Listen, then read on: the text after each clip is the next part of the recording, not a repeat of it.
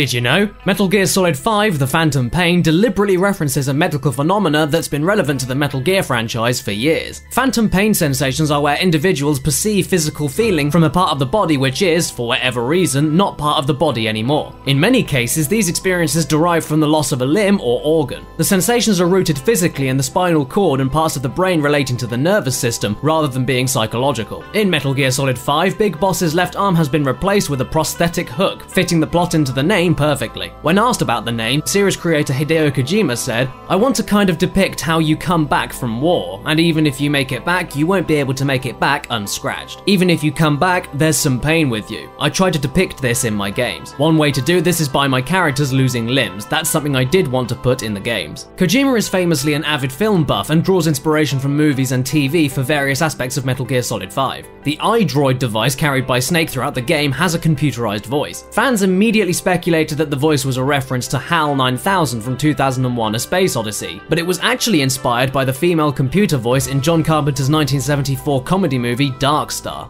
Ship's computer to all personnel.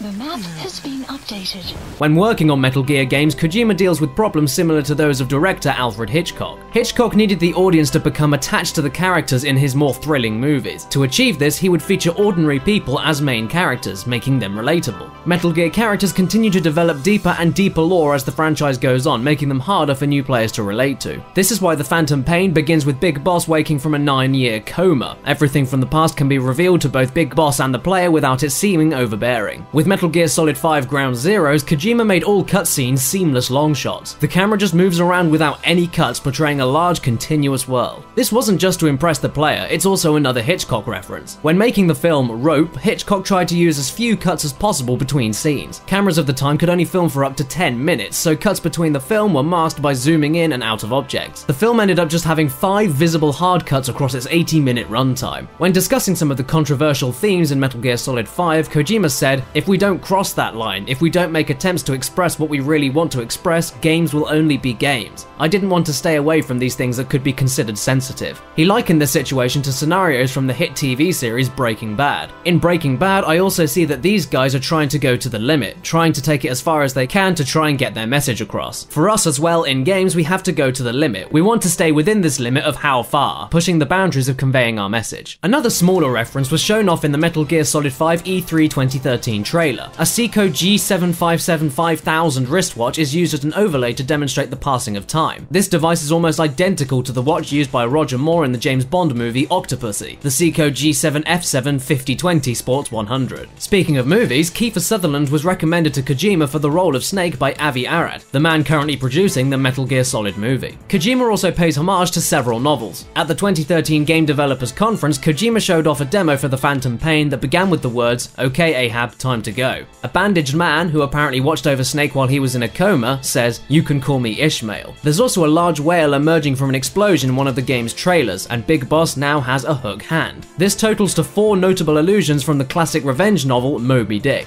The book follows a man named Captain Ahab, who has a wooden leg and is hunting the whale that dismembered him. The first line of the novel is, "You can call me Ishmael." As it happens, the Phantom Pain appears to be themed around obsessive revenge, one of Moby Dick's most prominent themes. One of the inspirations for the Metal Gear franchise as a whole is the classic George Orwell novel 1984. The Phantom Pain is preceded by Metal Gear Solid Peace Walker in the timeline, and Peace Walker ends in 1974. In the Phantom Pain, Big Boss wakes from a 9-year coma which likely began right after Peace Walker. This places the year of the Phantom Pain right before, or more likely during, 1984. To really layer the reference on, Big Boss joins a squad called Diamond Dogs. David Bowie's musical adaptation of George Orwell's 1984 is also called Diamond Dogs, as is the album it's on, and Kojima is known to be a David Bowie fan. In fact, Kojima wanted to open the game to David Bowie's Diamond Dogs playing, but the rest of his team were against the idea. Originally, Metal Gear Solid 5 was planned to contain both the Phantom Pain and Ground Zeroes in one single volume, but Kojima was determined to provide something playable for early adopters of the Xbox One and PlayStation 4. Ground Zeroes was also going to be released much earlier on the PlayStation 3 or PlayStation Portable, seeing as it was a follow-up to PSP's Peace Walker. This version of the game, however, was cancelled due to development issues. In an interview with Kotaku, Kojima said, "Honestly, Honestly, I really wanted to release Ground Zeroes right after Peace Walker, whether on PSP or PS3, but then we had development issues, some delays with Metal Gear Rising as well, and then we learnt about Next Generation coming, so it ended up being the way it is now. One of the biggest moments in Ground Zeroes is encountering Paz and Chico in Captivity. In an early draft of the game's story, Paz would be found dead. Her corpse would be left lying next to Chico, implying that Chico would have been stuck watching her body decompose over time. In the side-op Intel Operative Rescue, Snake is tasked with helping an agent to get to a helicopter. During the cutscene at the end of the mission, the agent is revealed to be Kojima himself. Depending on how the player finishes the mission, Kojima will either say,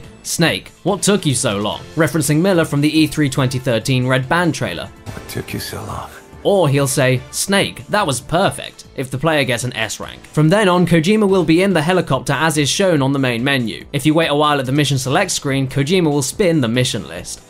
Thanks so much for watching, everybody, but before you go, we'd like to see you vote on what you want to see covered in the future, a video on the original 8-bit Metal Gear games, or a video on Metal Gear Solid. You can also vote by leaving a comment below, and don't forget to subscribe for more facts and trivia. And hey, I know that everybody's heard of Metal Gear Solid by this point, well, most people have heard of Metal Gear Solid anyway, but who here has heard of Snow White and the 7 Clever Boys on PS2? No? Nobody?